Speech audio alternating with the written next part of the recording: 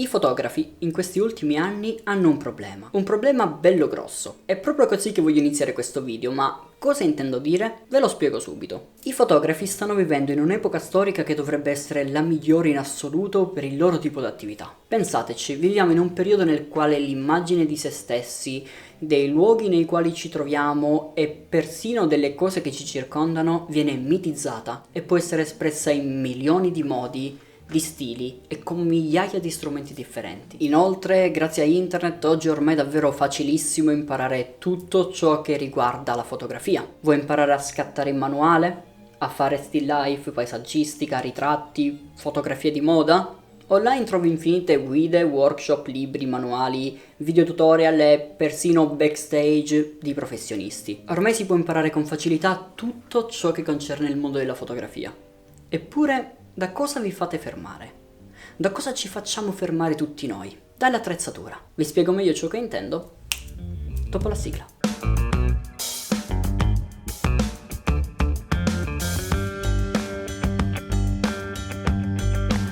Dunque, è da quando ho aperto questo canale e che ho iniziato a parlarvi di fotografia che ho iniziato a notare una folle rincorsa alla miglior attrezzatura disponibile sul mercato. Posso dire per una volta una frase fatta che però trovo sia verissima? Il corpo macchina non fa il fotografo, è l'occhio che fa il fotografo.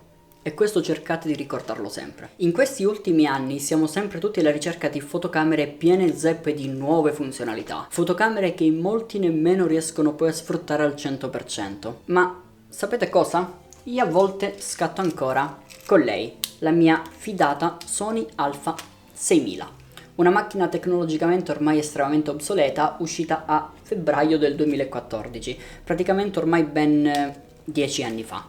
Certo, si tratta di una macchina che ai tempi ha letteralmente innovato il mercato delle APS-C entry level, tanto che ancora ad oggi viene consigliata a chi vuole iniziare con la fotografia, ma a conti fatti è ormai priva di ogni tecnologia ed è ormai estremamente limitata sotto ogni punto di vista, se paragonata ovviamente alle nuove uscite. Eppure sapete che molte delle foto che pubblico sul mio profilo Instagram sono state scattate proprio con l'Alpha 6000? Vi lascio scorrere a schermo alcuni esempi. Tutte le foto che state vedendo in questo momento sono state scattate con una macchina di 10 anni fa. E anzi, vi dirò di più. Alcune, che provvederò a segnalare in post lasciandovi tutti gli EXIF, sono state scattate persino con lo scarsissimo 1650. Questo qui, f3.5 5.6, l'obiettivo kit.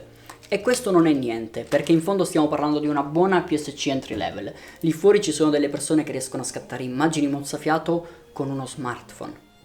E come fanno? E come ho fatto io con l'Alpha 6000 e l'Ottica Kit, roba che ad oggi potete acquistare nel mercato dell'usato in bundle spendendo circa 300 euro? Facile, sta tutto nell'occhio, nello studio, nella gestione della luce e soprattutto nel saper ottimizzare ciò che si ha. Studiare la fotografia non è semplice quanto sembra, ma lasciate che vi dica un segreto. Indipendentemente da ciò che utilizzerete per scattare, il vostro unico limite tecnico per ottenere delle belle foto sarà sempre e solo la luce che entra nel sensore, mentre i vostri limiti stilistici sono molti e sono principalmente la conoscenza della composizione, dell'armocromia e la vostra fantasia. Quindi, studiando arte, composizione e riuscendo a leggere la luce, potete fare quasi tutto con qualsiasi corpo macchina. Sul quasi ci torneremo tra un po'. Sul mio stesso canale ho notato che tutti guardano ogni anno il mio ormai classico video sui migliori corpi macchina da tenere d'occhio e che consiglio da acquistare nel corso di quello specifico anno. Tutti guardano sempre le recensioni dei corpi macchina e i video comparativi, ma in pochi si interessano ai video discorsivi come questo qui o ai video nei quali si parla a cuore aperto di tecnica, a quelli più istruttivi e costruttivi. Insomma, i fotografi sembra siano diventati dei semplici schiavi del consumismo. Sembra che avere l'ultimo modello di mirrorless sia diventato più importante che capire come sfruttarlo al meglio, quando in realtà dovrebbe essere esattamente l'opposto. Sapete, io penso che dovremmo semplicemente reimparare a studiare un po' di più prima di pensare di spendere tutti i nostri risparmi per acquistare un corpo macchina davvero pro, che poi magari, a conti fatti, nemmeno sfrutteremo al massimo. Prima di chiudere questo discorso e chiedervi cosa ne pensate voi, facciamo un passettino indietro. Poco fa ho detto che si può fare quasi tutto con qualsiasi corpo macchina. Cosa intendevo? Semplicemente che questo mio intero discorso vale per il buon 95% delle persone che valutano ogni tot di tempo da acquistare un corpo macchina professionale o di fare un upgrade del proprio corpo macchina. Ma non si applica ovviamente a chi è già un fotografo di professione e deve offrire un servizio professionale, sicuro e affidabile ai propri clienti paganti. Quindi, scattate per voi? Lavorate come me sul web? Le vostre foto hanno come destinazione i social network che comprimeranno i vostri scatti a livelli inimmaginabili? Siete dei semplici amatori o come me dei semplicissimi youtubers? Allora, con una spesa di 300 euro potete prendere una di queste e farci letteralmente di tutto, anche a livelli altissimi. Allora, con un iPhone potete raggiungere livelli altissimi finché riuscirete a sfruttare al meglio la luce all'interno della scena. Invece, dovete stampare le vostre foto in formato fine art? Scattate matrimoni, celebrazioni o eventi? Siete fotografi naturalisti, sportivi o quant'altro, stipendiati o liberi professionisti con partita IVA? Allora, con una di queste o con un iPhone non ci farete niente, perché avrete davvero bisogno di più sensibilità ISO, di più velocità di scatto, di un sensore più grande e luminoso e soprattutto di un doppio slot di scheda SD. Insomma, valutate di acquistare un corpo macchina pro solo quando vi sentirete davvero dei professionisti che vengono limitati dalla propria attrezzatura, non quando la moda, gli influencer e il mercato vi dicono che le nuove uscite sono una figata pazzesca. Ok? Detto ciò, io sono molto curioso di sapere cosa ne pensate voi di questo intero discorso.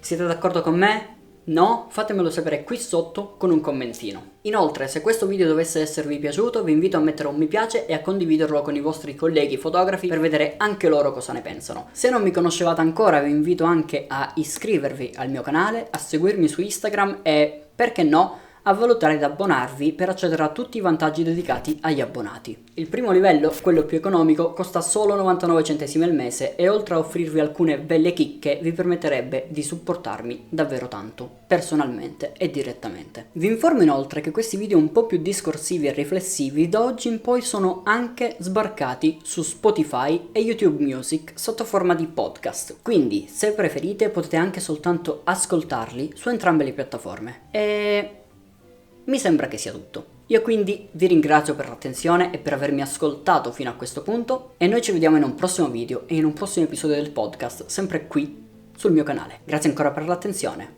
e alla prossima gente. Bye bye.